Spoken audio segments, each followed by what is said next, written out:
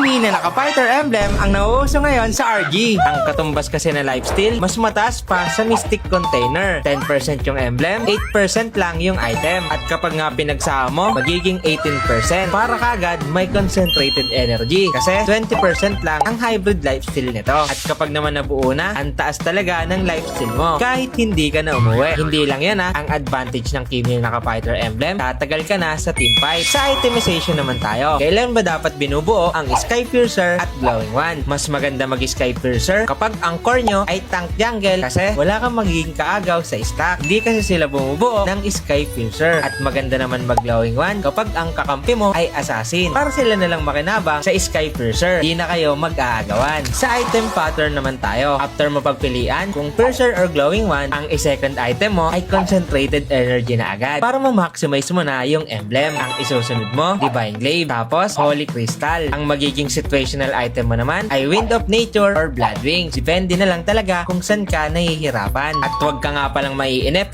magiging effective tong strat mo kapag mid-game at late game na. Doon mo mararamdaman yung kunat. At eto naman na magandang kaduo ni Kimi, si Guinevere. Ang gagawin mo lang, pagka immobilize mo, tatalon na yung Guinevere. Hindi na yun makakailag. Ang isa pang advantage, mage damage din kasi si Guinevere. Mahihirapan sa inyo yung katapat nyo kasi wala agad bumubuo ng Athena sa early game at marami sa tank ang malambot sa magic. Ang magandang kasama pa ni Kimi ay si Rafaela. Mamamaximize nyo kasi yung movement speed. Ang bilis nyong mag-rotate sa mapa. Isipin mo to ang taas na nga ng lifesteal mo, may heal ka pa. At ang huling best combo ni Kimi, itong Crack Roam kasi i-delay nyo lang yung minion. Tapos may wall block kayo sa early game. Hindi lalalim yung minion sa gitna. Malapit to sa tower nyo. Ang gawin mo, magpa-stack ka sa buff. Tapos mag-focus ka sa hero. I-poke mo sila ng i-poke habang pinipilit nila mag-clear kasi malalim yung minion. At ang gagamitin mong emblem, syempre, fighter emblem. Sa talent, thrill. Sa second talent naman, tatlo ang option mo. Wilderness Blessing kung may kaduo ka para unli rotate kayo. Pag wala naman, pwede kang mag-bargain hunter para mabuo mo agad yung kailangan mo na item. Kapag naman may assassin, pwede kang mag-tenacity para hindi ka ma-one hit at makasurvive ka. At sa dulong emblem naman ay weakness finder pa din. Ang daya nito kay Kimi. Shoutout nga pala kay Rasgi na si Super Playmaker. Siya yung nagbigay ng tips sa akin na meta na si Kimi Fighter. At yun lang, itry nyo na agad to. Lalo na kung Kimi user kayo. Sana may natutunan kayo. Sana makatulong.